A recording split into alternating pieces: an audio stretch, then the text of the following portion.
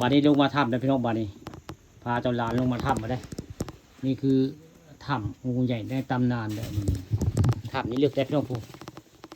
ทางไปบ้านกุ๊กโดกุ๊บซิวและถ้ำนี่มามันนี่ดินจะคูนพี่น้องนี่มันจะปิดถ้ำไปนี่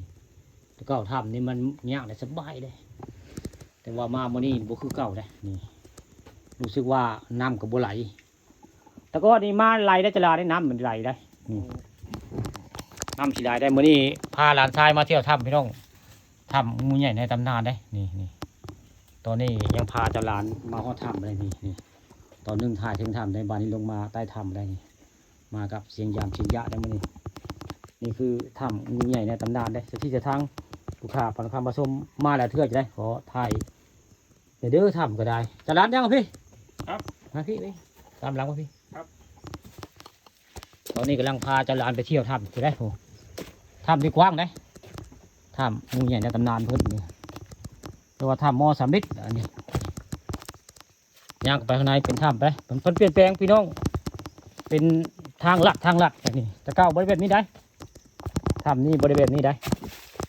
แต่มาปีนี้แบบนี้ได้นี่บุคือเก่าง่ายนี่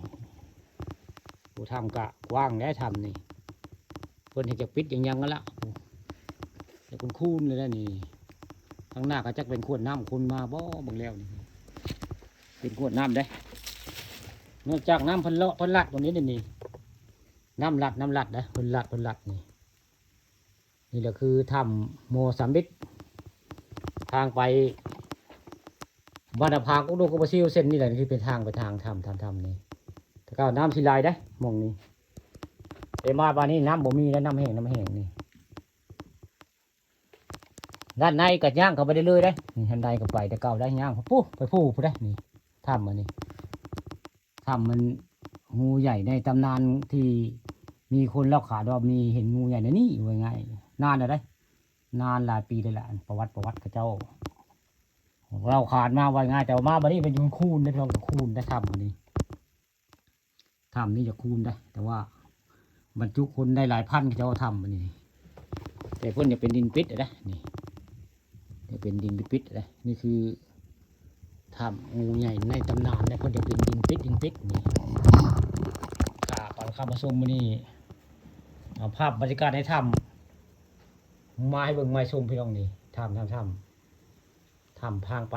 บ้านกุ๊กดูกุบซิลได้ทำอันนี้ทำมอสามฤทธิ์บ้านอ่างตำบลตาลนี่ว่าทางขึ้นทางลงไประหว่างกุ๊กดูกุบซิลไว้ง่ายนี่หน้าใต้ถนนได้จะเป็นถ้ำแบบนี้แหละนี่ใต้ถ้ำแบบเป็นทางได้ทางเทิงเป็นทางดำได้นี่ตอนบ่ายมื้อนี้เลยเอาภาพบรรยากาศในถ้ำมาให้เบิ่งมาชมเลยมากับลานทรายพี่น้องผู้ลานทรายกำลังย่างมาเลยผม